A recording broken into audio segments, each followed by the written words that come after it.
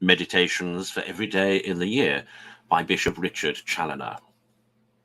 Thursday after the fourth Sunday of Easter. On loving God with our whole mind. Consider first that our whole mind ought also to be consecrated to divine love, according to the import of that greatest and first commandment of our heavenly lover. Now, the mind is the seat of thought, and consequently of consideration, meditation, and recollection in God. Wherefore, to love God with our whole mind is to have our thoughts ever turned towards him, to consider him, to meditate daily upon him and his truth, and upon all that relates to him, or helps to bring the soul to him, to walk always in his presence, and to keep ourselves recollected in the remembrance of him. This love of the whole mind was required of all the servants of God, even in the old law, and much more in the new, which is the law of love. Quote, "Thou shalt love the Lord thy God, etc., said he, Deuteronomy 6.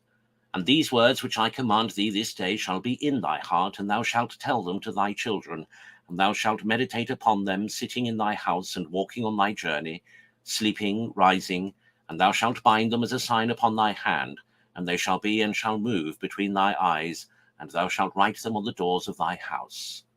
Close quote. See, my soul, how strongly thy God inculcates the perpetual remembrance of him and of his divine law, but more especially of the great commandment of love, which is the fulfilling of the whole law. See how he expects that thy whole mind should be ever full of him. Consider, secondly, how reasonable and just it is that we should love our God with our whole mind, by ever remembering and thinking on him. He always remembers us and thinks of us. His eye is always upon us. From all eternity we have ever had a place in his eternal mind, in which he has cherished us with infinite love. And shall we refuse him the place he calls for in our mind, or put him off with anything less than our whole mind? Alas, what worthless things are we! How unworthy that this great God should give us any place in his thoughts, or concern himself at all about us. But, O my soul, let us never be so wretched, so ungrateful, so wicked, since he is pleased to show so much love to us, as to suffer any more ever empty toy, every idle roving imagination, every vain amusement to take place of him in our mind, and banish him from our thoughts.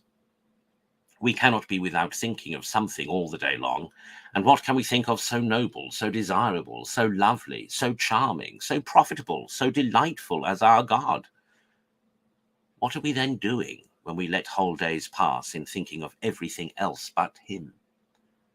Surely this can never be loving him with our whole mind, or indeed loving him at all, for where the treasure is that we love, there both our heart and mind will be. Consider, thirdly, the great advantages of ever keeping God in our mind by recollection of thought and a remembrance of his presence. It is a most powerful restraint to keep us from all sin.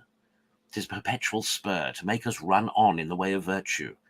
It furnishes us with counsel in our doubts, comfort in our afflictions, encouragement in our labors, defense against all our enemies, and protection in all dangers.